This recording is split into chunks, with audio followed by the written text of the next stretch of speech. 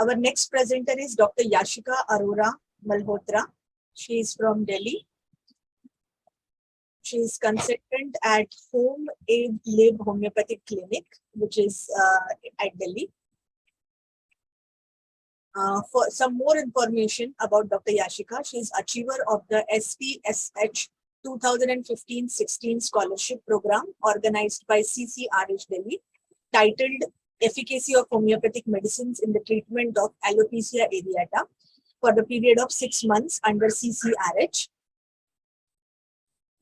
She is Assistant Director, VM Medicare Wholesale of Homeopathic Medicines. She is currently pursuing DNHE from Delhi. I welcome Dr. Yashika to present her case. Dr. Yashika, you can start sharing your screen. Yes, ma'am. Thank you so much.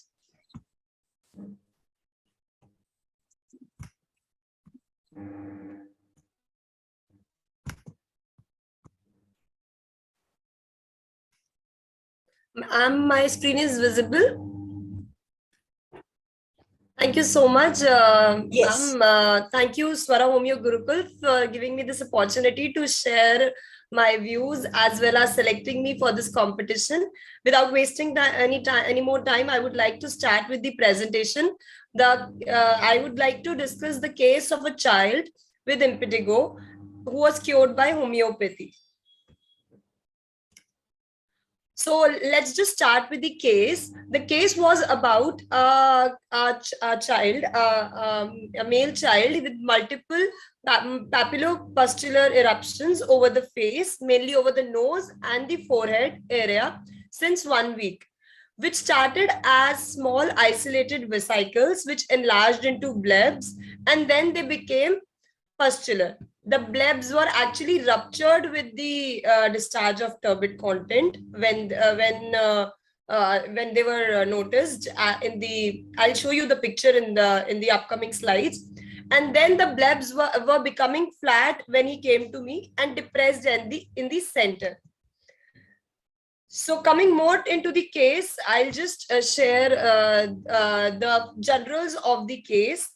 He was having excessive desire for sour things, though his appetite and thirst was moderate. His stool was semi-solid and unsatisfactory. I've just noted the uncommon symptoms here, the characteristic ones, along with some aching pain sometimes in the back when he was trying to pass the flatus. And he also had a marked symptom of flatulence after eating bread at most of the times, as it was reported by her mother.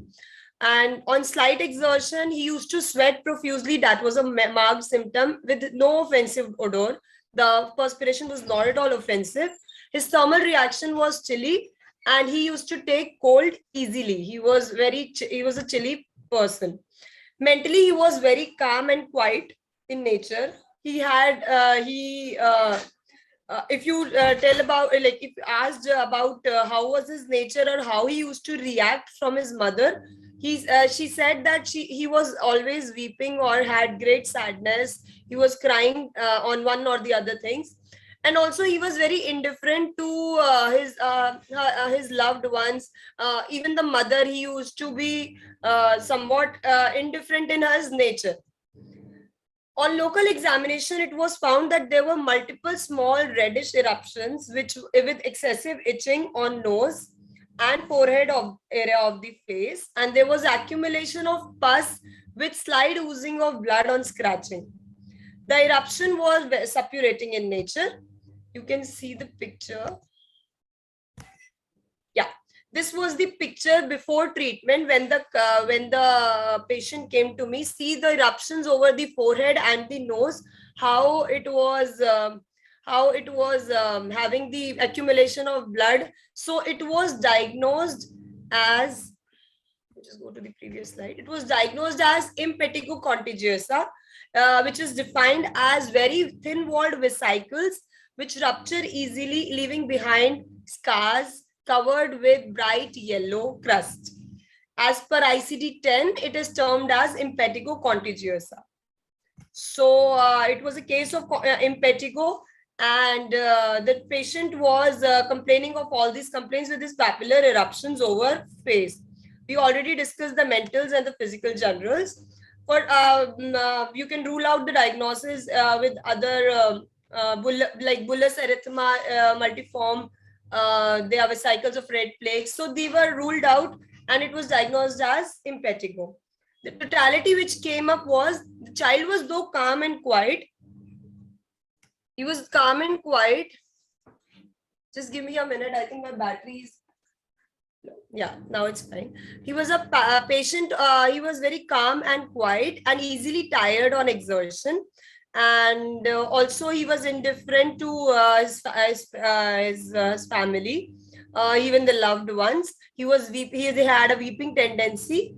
And the physicals, he was having excessive desire for sour things, intolerance to bread. He had stools after he had flatulence after eating bread. He had profuse perspiration, and the patient was chilly. The particulars went on to multiple papillopustular eruptions over the face, nose, and forehead mainly, and which ruptured with discharge of turbid content. They were seen as bloody eruptions. So on repertorization, the rubrics which were considered was eruptions, impetigo, itching, scratch, must bleed until it oozes. He used to scratch until it bleeds. He had eruption, itching in eruptions, eruptions itching, eruption pustules, eruptions suppurating. Food and drinks may desire for sour things. Disordered stomach, bread aggravation, aching in the lumbar region, and relieved by flatters. This was an uncommon symptom of the patient. He had lack of vital heat, coldness, chilly patient he was, exertion. On slight exertion, he was the perspiration aggravated. The perspiration exertion, slight aggravation, sadness with weeping, indifference to loved ones. So these were the rubrics considered for the case, and the medicines which came out were sepia, natrimue, sulfur, lycopodium, rustox, phosphorus. All the good remedies for skin complaints, especially when it comes to children, like sepia, natrimure, sulfur, lycopodium, rustox. All 5 remedies were superb, were covering maximum symptoms of the case. But the more maximum symptoms were being considered by sepia, natrimure, and sulfur. So all 3 these were differentiated, and the presentation of the case which came up, including the mental generals, physical generals, considering the natrimure was ruled out because of this chronic complaint which was not occurring. This was just a acute complaint which came up. So natrimure was ruled out, plus the mental physicals did not match with the natrimure. So natrimure was ruled out, plus sulfur was also ruled out because there was no such burning present in the eruptions. The main symptom was itching and oozing of, that was a suppurating stage. So sepia being the first remedy and covering 38 marks and covering 10 symptoms. So sepia 200, 3 doses were given for consecutive 3 days, followed by placebo for a month. And the remedy was chosen because of vesicular eruptions in the axilla, over the face. There was indifference, there was sadness, there was weeping, and the discharge was turbid in nature, and there was itching, which was better when he used which he used to scratch on till it bled. So sepia was chosen. The follow-up one was taken in the November 2021, and the eruptions were slightly better. So sacrum lactis was continued, placebo was continued. Then the next follow-up was taken on the next month, that is December 2021. The eruptions were much better. So there was no repetition of the dose, and the case was continued with sacrum lactis. The follow-up 3 was taken in next month, January 2020. The eruptions much improved. They were almost gone in the January. So no medicine was being interrupted. In the February, there was remarkable improvement. The face was clear absolutely. and only the skin was showing a little eruption. So placebo was continued with the application of coconut oil. Sometimes if the mother gets time, like at night, the coconut oil could be used.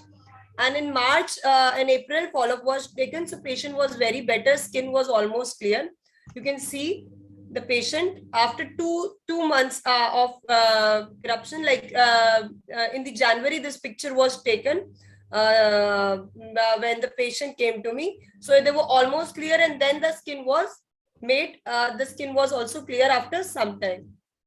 So I would like to conclude that individualized homeopathic treatment proved to be effective in maximum skin cases, and especially impetigo in children. So, but more research can be continued for in such cases, and to prove the efficacy of homeopathy in skin cases. Thank you so much, everyone, for this opportunity. Thank you, ma'am. Thank you, Yashika. It was excellent presentation.